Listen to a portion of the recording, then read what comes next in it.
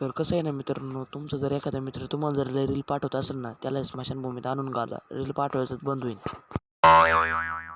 चला मग दाखवतो पुढं. रामकृष्ण मंडळी, तर चला आज आपल्याला करायची आपल्या कामाची सुरुवात. तर आज जायचं आपल्याला आपल्या शेतात.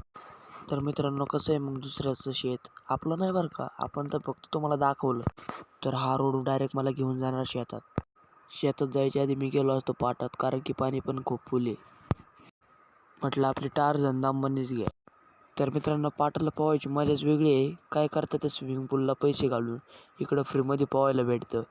या मग एकदा पोहण्याचा आनंद घ्यायला. आपलं नियोजन लय जबर असतं भाऊ. आता आपलं पण नियोजन झालेलं आहे पोहायला जायचं. आपण काय टावेल बिवेल संगच घेऊन होतो. शेतातलं काम झालं का दुपारी लगेच पोहायला जायचं.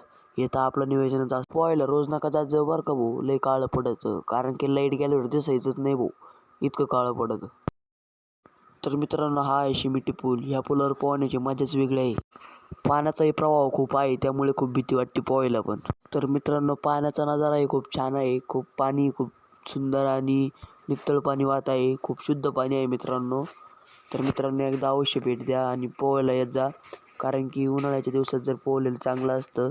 शरीराचा पण व्यायाम होतो आणि शरीर पण चांगलं असतं. त्यामुळं नक्की पोहायला या.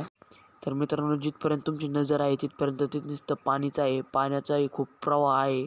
असं वाटतं की आता पाठ फुटेन का काय, पण पाठ फुटणार नाही. पुलावरून खूप छान नजारा दिसतो. तर मित्रांनो या मग पोहायला. तर मी लगेच निघालो माझ्या टार्गेटकडं. आजचं जे टार्गेट होतं ते मला आज दुपारपर्यंत पूर्ण करायचं होतं. तर मित्रांनो तुम्ही म्हणत असताना नेमकं तुझं टार्गेट काय आहे, तर आज मी तुम्हाला दाखवलं होतं मित्रांनो आपण मागच्या ब्लॉकमध्ये की आपण मका लावली होती. ती मका आज इतकी मोठी झालेली आहे मित्रांनो. तिला आज आपल्याला पाणी लावायचं होतं, पण म्हटलं चला आता मोटर चालू करून येऊया.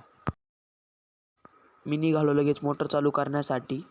आजचं टार्गेट मला कोणत्याही परिस्थितीत पूर्ण करायचं होतं, त्यामुळे मी आज खूप फास्टमध्ये चाललो होतो. केली मोटर चालू आणि निघालो परतीच्या प्रवासाला शेताकडे. तर आपली पाणी बॉटल घेतली आणि निघालो मी पाणी लावायला. तर मित्रांनो बघा ही आता मका किती वाढलेली आहे. तर मित्रांनो ही मका मी माझ्या हाताने लावली होती आणि ती उगली. तर मित्रांनो आता आपण परत नवीन सुरुवात केलेली आहे. परत नवीन दुसरी मका लावलेली आहे. व्हिडिओ काढायच्या नादात तर तिकडं फट्टी पण भरली होती. म्हटलं चला ती फट्टीवर बारं देऊ, नाही तर सगळे फुटाफुट. पण मला असं झालं होतं नेमकं फोन धरू का बारं देऊ. पण मग मी काय केलं, दोन्ही कामं संगच केले. एका हाताने फोन धरला आणि एका हाताने बारं दिलं. तर मित्रांनो एकीकडे होतं कामाचं टेन्शन आणि एकीकडे होतं पेपरचं टेन्शन. पण पेपरचं पण टेन्शन गेलं आणि आता कामाचं टेन्शन चालू झालं. घरच्यांनी पण लगेच आता कामाला लावलं भाऊ. तर मित्रांनो घरचे म्हणले होते तू लावलेली मका उगणारच नाही, पण ती उगली भाऊ. मला खूप अभिमान वाटतो की मी लावलेली मका उगली.